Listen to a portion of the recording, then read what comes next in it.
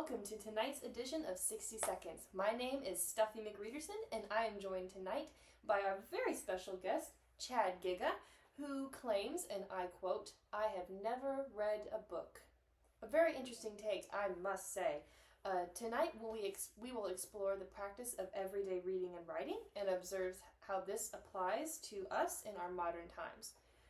Some venture so far as to say that this generation lacks the ability entirely to comprehend and compose well. Bro, I don't even go by Chad anymore. That was so last year. Also, you said that I've never read a book, but I would like to point out that I've also never written a book either. So just... Okay, thank you, Chad. Yeah. And right here it does say that your name is Chad. Yeah, but they messed that up. I go by my Snap now. Your Snap? Yeah, my Snap. Chad is cool. That's my name now. Okay. Can I get your Snap, actually? Because we can snap. I'm sorry. I think we're getting a little off topic here. Okay, I'll ask you later. I would like to extend my apologies towards Chad is cool. We may be able to re-record this introduction after the interview, depending on how things go. Okay. Now, Chad is cool. We have you here tonight as a shining example of the average modern-day reader and writer. Would you agree with this summation? Yeah. Okay. Yeah, I guess I would. I'm sorry. You kind of lost me. Can I actually do this? Can I run the interview? I'm just having a hard time paying attention to the things you're saying, the words. That's not typically how things go, though. Do you have any experience running an interview? Well, I mean, like, I make TikToks and I watch YouTube. I've, like, seen an interview before. Okay, well, if you get your feet off my table, I might consider letting you try it. All right. I suppose we can give that a shot. Okay, cool. So then, like, my question is, I guess, like, if there's, like, Audible and TikTok and YouTube, like, why would I waste my time reading anything? Well, I am actually delighted that you asked that question. You see, reading not only helps you to learn how to evaluate and understand rhetoric, but it also helps you to learn how to present your own argument in very effective ways. Reading improves vocabulary, it enhances your organizational skills, it enhances your ability to read and analyze texts, and reading different points and different arguments that differ from your own also helps you to understand why you believe the things you believe and how to defend those effectively. Bet? On what? Look, I'm gonna be honest with you, Stuff Man. That was too long. I didn't read it. Anyways, so, like, you probably think we're talking about writing or something. I write a lot. Like, I'm always texting. You know, I write in my Snapchats to my friends. No cap. LMAO. That's certainly a form of writing, yes. Communication is indeed an important skill. But the type of writing I would like to discuss follows more along the lines of effective long-form communication with an audience. See, reading and writing allows you to understand the world around you. The ability to articulate an argument clearly and ponder various ideas comes from one's exposure and study of reading and writing. Not only do these disciplines aid in your understanding of the world, but they also aid in understanding how different people utilize different forms of communications to argue points, form opinions, and present ideas.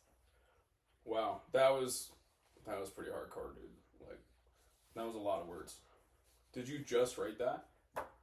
No, I am speaking to you now. I'm able to do that because of my time spent in studying reading and writing. Oh. We just went over this, Chad. Well, that was kind of boring. Well, this isn't exactly going as I planned it. Chad is cool.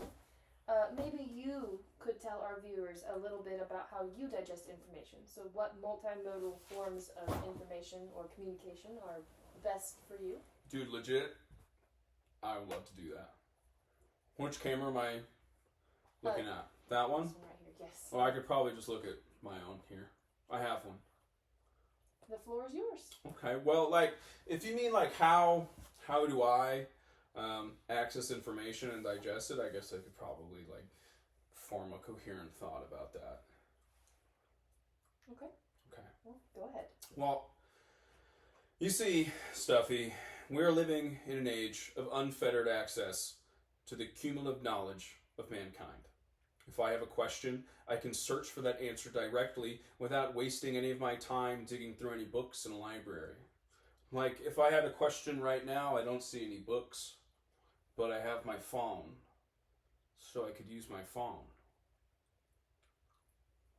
Or I could, like, check my Snap. Anyways, like I was saying, I mean, like, my phone has the computing power of a supercomputer and has more technology packed into it than the NASA rockets of the 70s. So, like, I could go to the moon with this thing.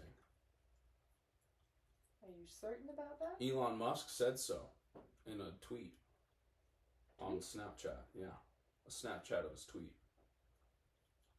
on LinkedIn. So,